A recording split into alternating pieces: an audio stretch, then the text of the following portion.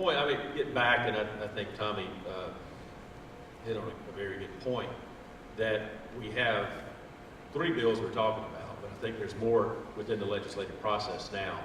And I think the difficulty when you're dealing with roads and road funding is, I mean, we can look around the room here today, and each and every one of you's got your own opinion of what should be done.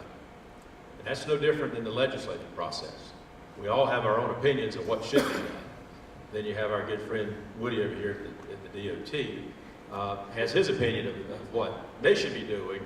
And I think with what the plan that the House came up with, that I'm here to talk about, if you take the DOT component of it, is not a whole lot of difference between that and what the governor has. I mean, I think that, and Representative Gary Simrell was heading the House Ad Hoc Committee that's worked since, I guess, October, trying to develop some sort of plan, basically framework to get this thing moving. He was in conversations with the governor, what she wanted to do, didn't want to do. She wants the secretary, I guess, all. We kind of want the commission.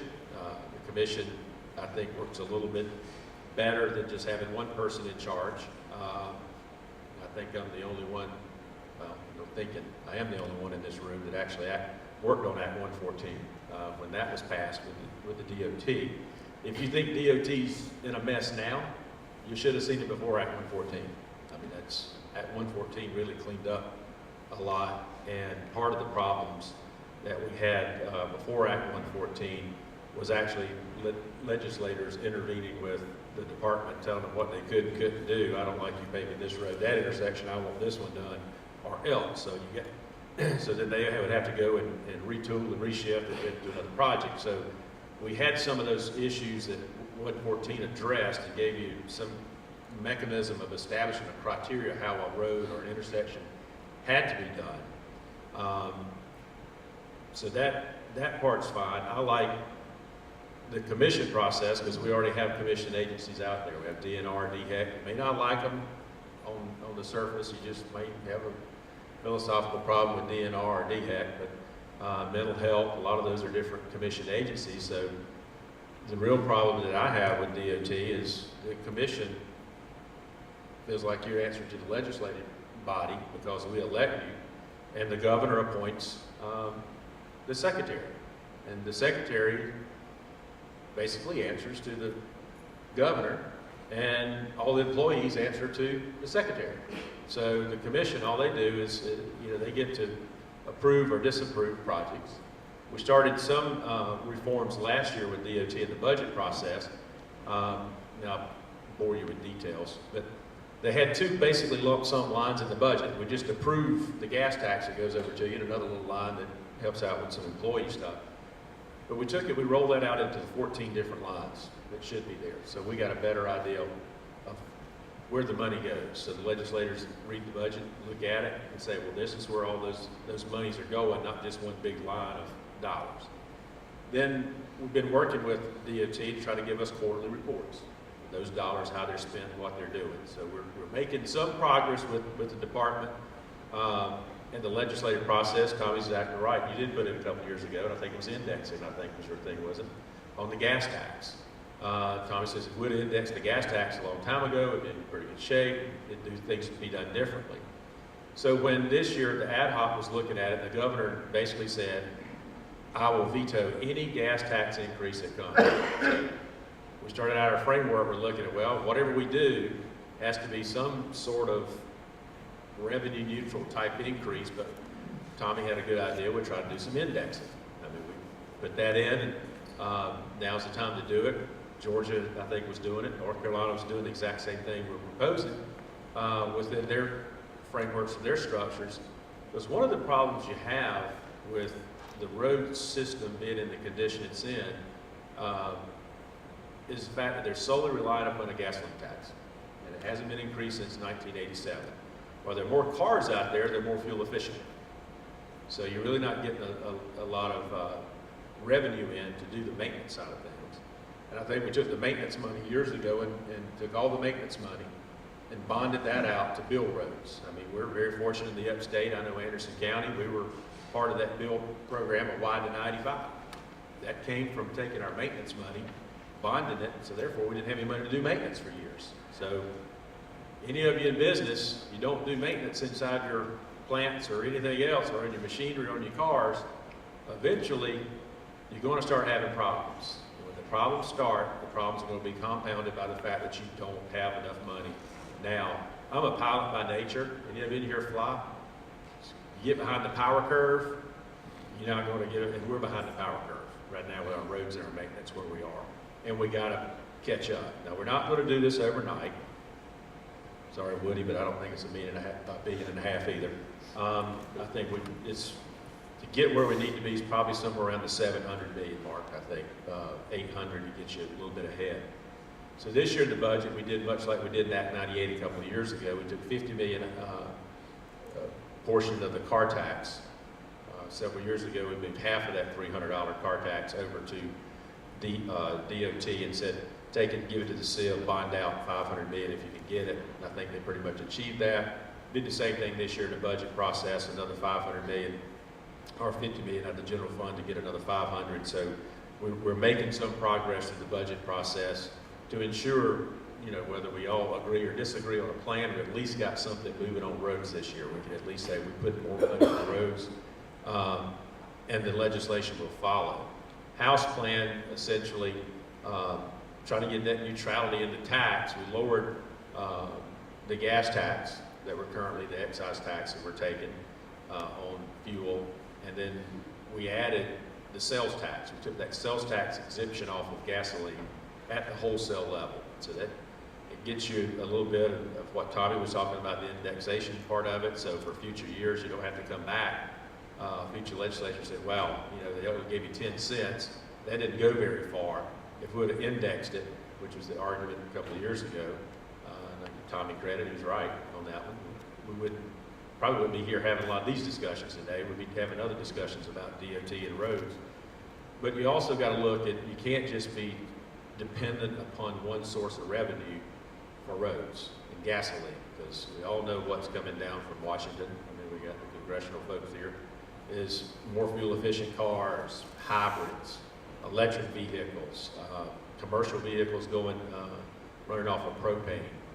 Those kind of, what do you do about that? I know Georgia last week passed some stuff and added on fees for those types of vehicles. What we're doing is increasing the sales tax on cars or it's more just cars, it's planes and boats, from 300 to 500, taking that money, which we've already committed to shifting over to DOT. This just adds us a couple $100 more whenever you purchase those things. And people say, well, it should be 1,000, it should be 5,000. This is ridiculous. You're buying a $40,000 vehicle and you're only paying $500. My good friend back there, School District 2 in Anderson, is one of the reasons that we have problems, taking that thing up higher, is the ad valorem tax side of it. And most of that goes to our school districts and the counties and the cities that are represented here. Y'all probably wouldn't like it if we just said we're going to add sales tax and put that in the state's coffers and y'all go deal with it. Y'all lose that source of revenue. So it's a little bit more complex than you think. It's just easier raising it. But so we've got that portion worked out. So hopefully we can get that accomplished. And the revenue neutrality, we're trying to work that out. But I keep saying the problems we have right now is we are revenue neutral. Nothing's being done. We got big potholes. We can't take care of what we need. We've got to have a revenue source. I think the governor said she's going to veto anything that doesn't have a corresponding tax cut. Or I think yesterday it was a massive tax cut, wasn't it? I mean, her actual words, not yours. But to that point, and we've been working on some form of it. We came out with an income tax thing, instead of taking the brackets down, just take the amount that's taxed up, so to speak. So that kind of makes it so I think the average, they say, is $50 per person. The average driver, which I don't know if any of us are averaging here, but it's $50 a year increase roughly is what they're estimating. And the tax plan that we have out there is like $48. We implement it over 2 years. So one thing you got to be careful of, and had these discussions with folks, the general fund of the state, you kind of got to protect that issue. And when we're talking the general fund, we're talking one pot of money primarily. We're talking about the recurring dollars coming into the state, not one-time dollars. I bore you to death of that.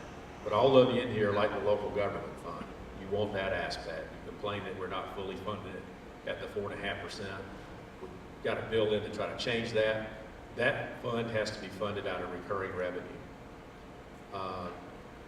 Your Medicaid, your health insurance for the elderly and the poor in the state has to be funded out of recurring dollars. The Affordable Care Act kind of got us in a little box on that one, so we can't reduce some things to save money like we could in the past. All of you in a business, we're self-insured in our health insurance. That has to be paid for with recurring dollars, or pay raises have to come out of recurring dollars, law enforcement things. So you've got to, we may have more one-times than we do others. So like in Act 98, we took some of our one-time dollars, put it up to the bridge program. That was a large match.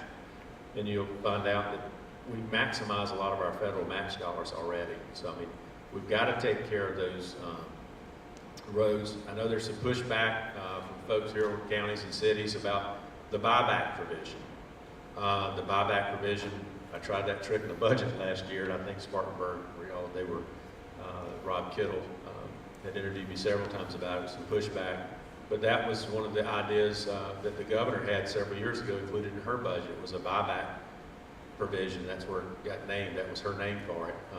Is to get the locals to take some of these roads back, because our conversations with DOT is they're not going to be paid anytime soon. You think they're bad now, they're just going to get worse. So if we can get you some monies back to your locals, come up with an agreement between the Department of Transportation and the local political subdivisions to be able to take those roads back and do those things. It's not a forcing a road onto you. I think it's got to be some cooperation and some working and some agreements that, hey, we want these roads back, you know, and work with us, because it's sure the size of the system we cannot continue to maintain the way it is. But if we can work with the locals to get that accomplished, I think it would be a great thing. But the difficulty of passing any road bills is, like I said, there's 170 members of the General Assembly, there's 170 opinions. You got to have at least 63 of us to get it out of the House. You got to have about 85 of us to get it veto-proof in the House. So that's where you're looking. You got to basically get the best plan you can to help the locals, to help the roads, to help our state, because we all want to fix the roads. We understand there's a need to do it. It's just how do we go about doing it that the vast majority of us can get on the same plan and move it forward and get something accomplished.